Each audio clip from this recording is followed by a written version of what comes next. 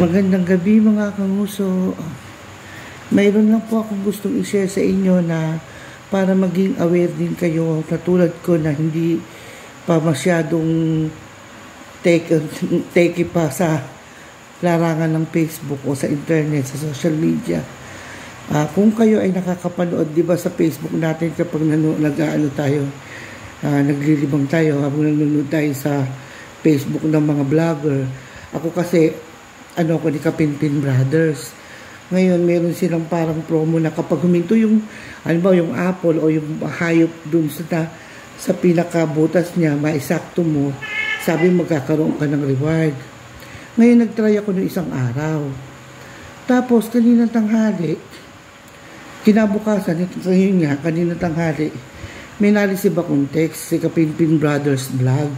Yun yung gamit na account, pero alam ko, scam yun. Nito ko lang napagmuni-muni. Nasabi ako daw ay isa sa napili niya na bibigyan ng pera doon dahil nga sa larawan na naisakto ko at in-screenshot ko, sinend ko sa account nila. Ngayon, sabi sa akin, screenshot ko daw yung laman ng GCash ko. Tapos, ita-times 10 niya yung laman. Kailangan, ko agad.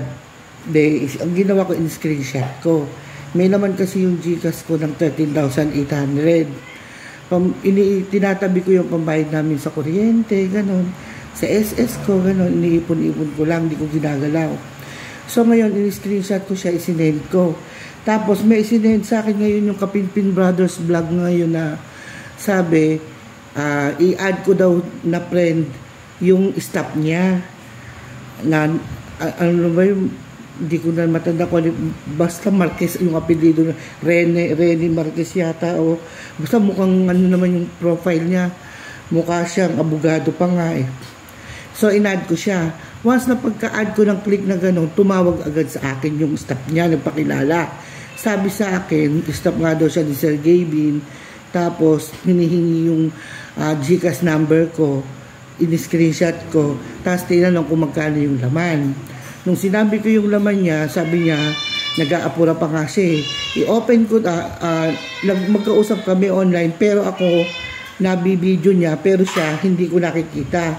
Sabi niya, i-open ko yung GCash ko, tapos, mag-antay lang daw ako, at pinaprocess na, ipapasa na daw sa akin yung times 10 ng laman ng GCash ko. So, wag daw ako mainip. Habang ini-interview ako, ang sabi sa akin, buksan ko daw yung G-loan. Siyempre, saka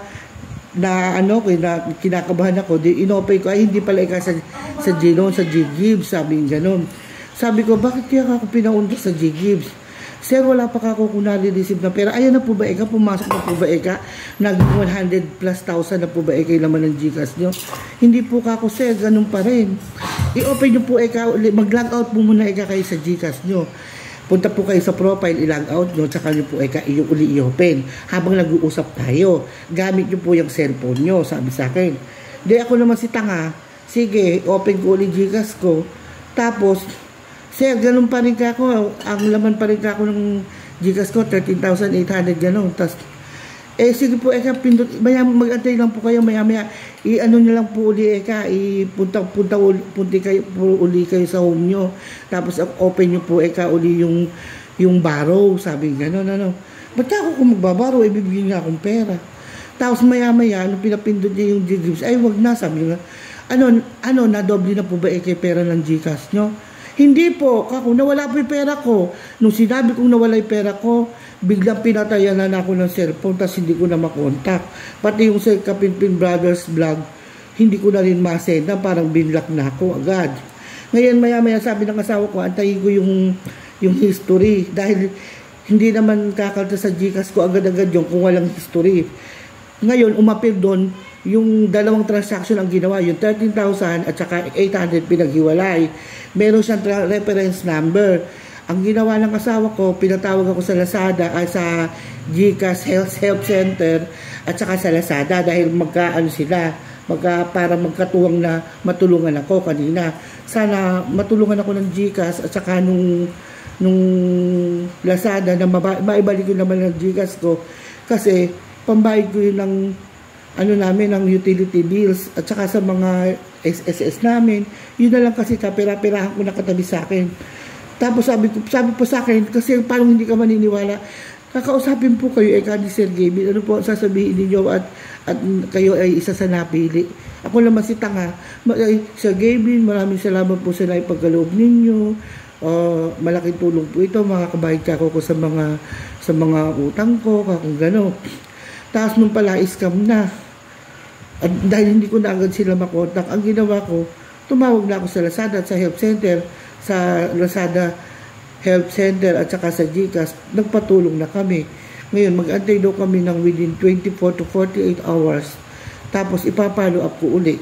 Kaya sana makarating ito kay Kapinpin Brothers, nagmuha naman sila ng aksyon o kung sino yung mga sikat na vlogger, na sana ay huwag niyong hayaan na magamit ang account ninyo dahil sa maraming followers na tulad namin na iisahan ng mga scammer na walang konsensya.